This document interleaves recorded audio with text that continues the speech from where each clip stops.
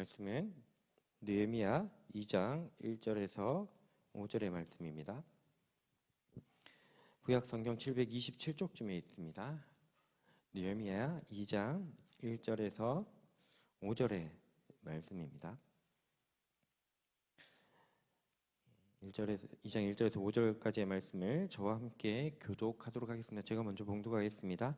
아닥사스다 왕 제20년 니산월에 왕 앞에 포도주가 있기로 내가 그 포도주를 왕에게 드렸는데 이전에는 내가 왕 앞에서 수심이 없었더니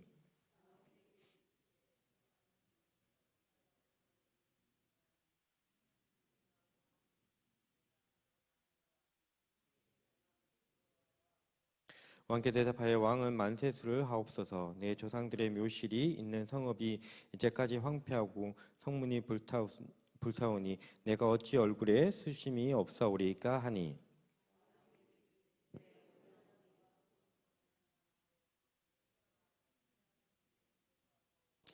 왕에게 아뢰되 왕이 만일 좋게 여기시고 종이 왕의 목전에서 은혜를 얻었사오며 나를 유다 땅에 나의 조상들의 묘실이 있는 성읍에 보내어 그 성을 건축하게 하옵소서 하였는데. 아멘. 하루 동안 편하셨습니까? 예.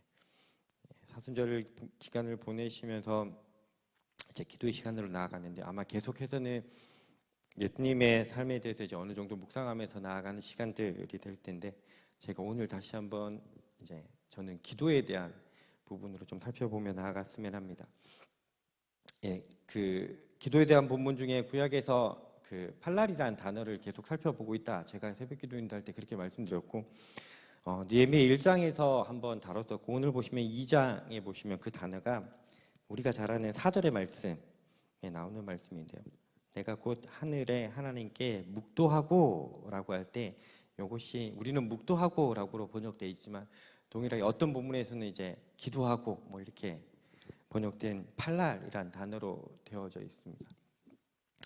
이 말씀을 가지고 오늘 우리가 기도하는 자세나 우리의 기도하는 삶에 대해서 잠깐 살펴보고 싶은 것은 앞에 이제 느헤미야가 이 기도를 시작했잖아요. 우리가 살펴볼 때 보시면 이 기도를 시작하기 전이 언제냐면 1장에 잠깐 보시면 1장 1절에 그때가 기스르월이라고 얘기하는 그때 내가 소식을 듣고 기도를 시작했다라고 이야기를 합니다. 그게 요거는 유대 날짜예요. 유대 달력으로는 요게 9월이거든요. 근데 요 상황이 2장으로 넘어가면 니산월이라고 얘기합니다. 요게 1월입니다. 그러니 느헤미야가 기도를 시작한 지 보시면 한 4개월?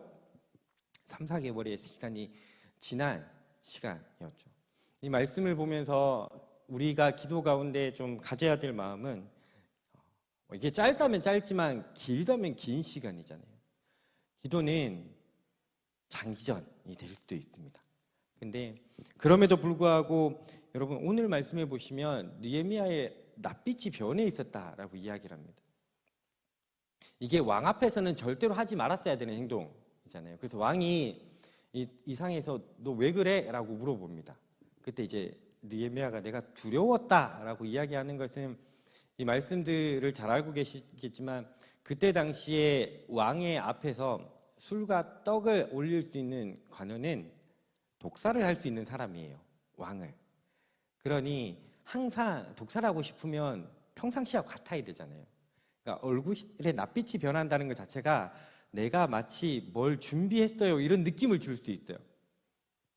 그러면 왕은 그 낯빛만 보고도 얘를 죽일 수 있습니다. 제가 나를 죽이려고 한다 라고 해서 죽일 수 있어요. 그래서 왕 앞에 나아가는 자는 그 모든 것을 관리해야 됨에도 불구하고 느헤미야의 얼굴이 변해 있었습니다. 여러분 그러면 느헤미야가 1장에서 잠깐 기도하고 머물렀던 게 아니에요.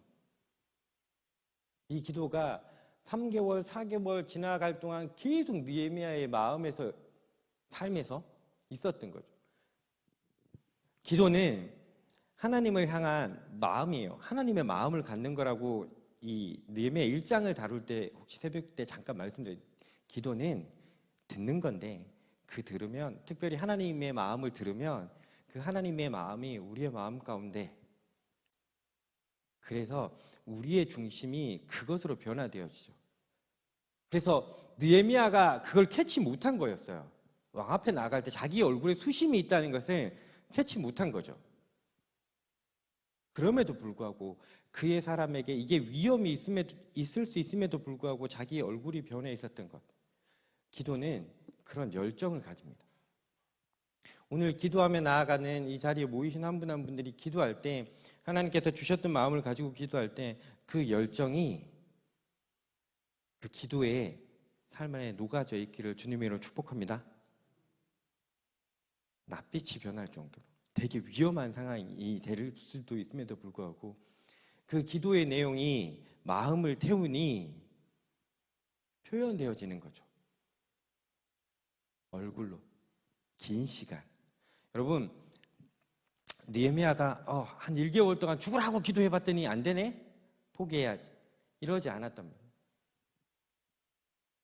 짧으면 어떻게 짧다라고 말씀드렸지만 한 3, 4개월이 지날 동안 그가 마음을 움직여서까지 기도했던 것은 이게 가능했던 이유는 하나님을 향한 소망이 있어요. 내 삶의 기도는 열정이지만 하나님을 향해서는 소망을 가지는 거죠. 여러분, 기도에서 내 기도가 진짜 하나님께서 어떻게 역사하실지를 소망하시기 바랍니다. 느헤미야는 그것을 소망하고 열정을 부으니 얼굴이 변하게 되어지고, 놀라운 것은 여러분 우리가 잘 아는 2장, 오늘 말씀해 보시는 2장 4절의 말씀이 아까 그 묵도하다라고 얘기해서 이거를 뭐 다른 기도하시는 모임에서 많이 이야기하면 무슨 하살 기도나 약간의 잠깐의 기도 뭐 이런 형태로 다 말씀드리기도 하는데, 여러분 느헤미야가 잠깐 기도해요. 잠깐 기도하는데 오늘은 5절까지밖에 안 읽었지만 그 뒤에서 읽어가서 보시면 쭉 이렇게 해주십시오라고 기도합니다. 이게 잠깐 요때 기도에서 하나님께서 주셨다라기보다는 요때 기도는 하나님 지금부터 제가 하는 기도에 은혜를, 제가 왕 앞에 나아가는 요 시간에 은혜를 베풀어 주십시오. 요거 잠깐 할 수밖에 없잖아요. 그래서 어떻게 보면 기도를 잘 하시는 분은 길든 짧든 기도가 그러니까 어떻게 얘기해야 되냐면